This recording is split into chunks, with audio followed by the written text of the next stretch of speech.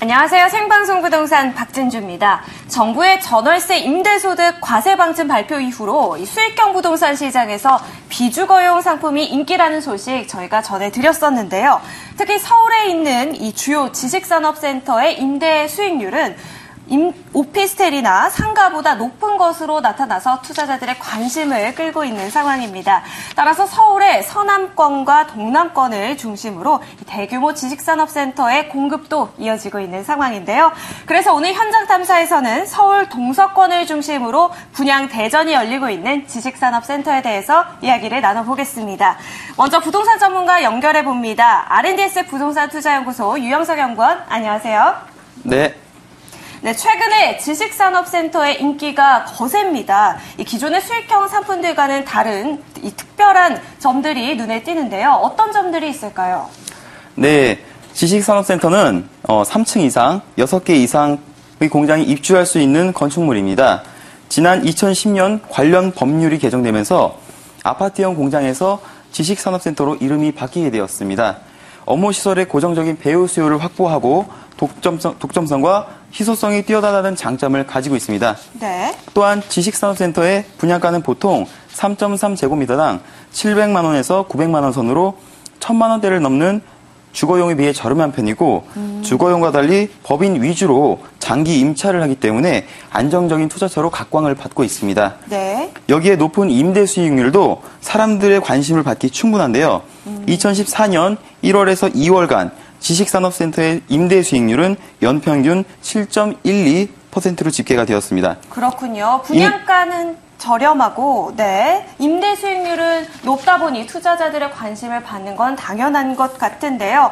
자, 이렇게 지식산업센터의 인기가 높아지면서 서울 서남권과 동남권을 중심으로 이른바 분양 대전이 펼쳐지고 있다고 해도 과언이 아닙니다. 제가 표를 한 가지 보여드릴게요. 자, 지식산업센터의 이 주요 분양 현황인데요. 서남권과 동남권 이렇게 두 가지로 나눌 수 있습니다. 먼저 서남권부터 살펴볼게요. 기존의 지식산업센터의 메카로 불렸던 이 독산동에서 현대 지식산업센터가 분양을 앞두고 있고요. 또 영등포 지역입니다. 이 두 곳은 당산 SKV1센터 그리고 선우도역 2차 IS 비즈타워가 또 분양을 예정하고 있습니다. 또 동남권으로 내려와 보겠습니다. 이 송파 문정 비즈니스파크에서 현대 지식산업센터를 시작으로 대명 벨리온 그리고 유탑 테크밸리 분양 물량이 준비되어 있는 상황인데요. 이 문정 비즈니스파크에 들어서는 현대 지식산업센터의 경우에는요, 이 가든5 이후로 이 강남권에서 5년 만에 공급되는 지식산업센터로 투자자들의 눈길을 끌고 있는 상황입니다. 자, 유영석 연구원님. 네, 이렇게 지식산업센터의 공급이 서울의 서남권과 동남권을 중심으로 양각구도를 보여주고 있는데요. 자, 시장에서도 이 두 곳의 판도가 경쟁이 치열하다고 들었는데 어떤 정도인가요? 네, 서울 지역 지식산업센터가 기업들의 사업장 및 투자처로 각광을 받으면서 기존 서남권에서 동남권 시장으로 확대되는 등 규모가 점점 커지고 있습니다. 특히 최근에는 강남권과 접근성이 좋은 동남권 문정 비즈니스파크에 대규모 지식산업센터가 공급이 이어지고 네. 분양도 성황리에 이루어지고 있어 동남권 지식산업센터가 서남권 지식산업센터를 위협하고 있는 모양새가 됐습니다. 네. 이렇듯 동남권에서는 지식산업센터가 대규모 공급이 이루어지고 있는 한편 기존 지식산업센터의 메카로 불리던 서남권은 공급 물량이 현저히 줄었습니다. 서울 디지털밸리인 독산동에서 올해 분양을 앞둔 지식산업센터는 단 한 곳.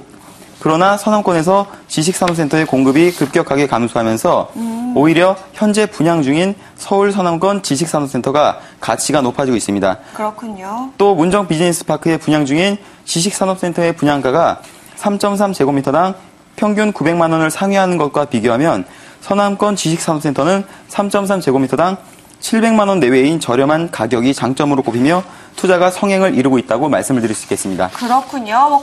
권역별로 공급 물량이 줄어들었든 간에 가격이 상대적으로 비쌌던 간에 어찌됐든 지식산업센터의 이 투자가 성행하면서 전반적으로 공급 물량이 늘어난 건 확실해 보이는데요. 자, 그런데요. 이렇게 분양 대전이라는 말이 나올 정도로 이 지식산업센터의 공급량이 늘어나게 되면 또 한 가지 우려스러운 부분이 있습니다. 미분양 물량이 생겨나지는 않게 될까 싶은데요. 그 부분은 어떻게 바라보시나요? 네, 그렇습니다. 공급이 크게 늘면서 미분양 염려가 나오고 있는 점은 주의해야 합니다. 실제로 2016년 하반기까지 6곳에서 연면적 57만 9천 제곱미터의 지식산업단지센터가 공급될 예정입니다. 네. 과거 서울 디지털 밸리가 공급 과잉으로 미분양 해소에 어려움을 겪었던 것과 같은 현상이 발생할 수도 있습니다. 네. 한 가지 다행인 점은 정부가 지난해 8월 지식산업센터 임대 규제 폐지를 밝히고 현재 관련법 개정 작업을 진행하고 있습니다. 정부는 투기 조장과 임대료 상승 등을 이유로 임대 목적 지식산업센터를 분양하는 것을 금지해 왔는데요.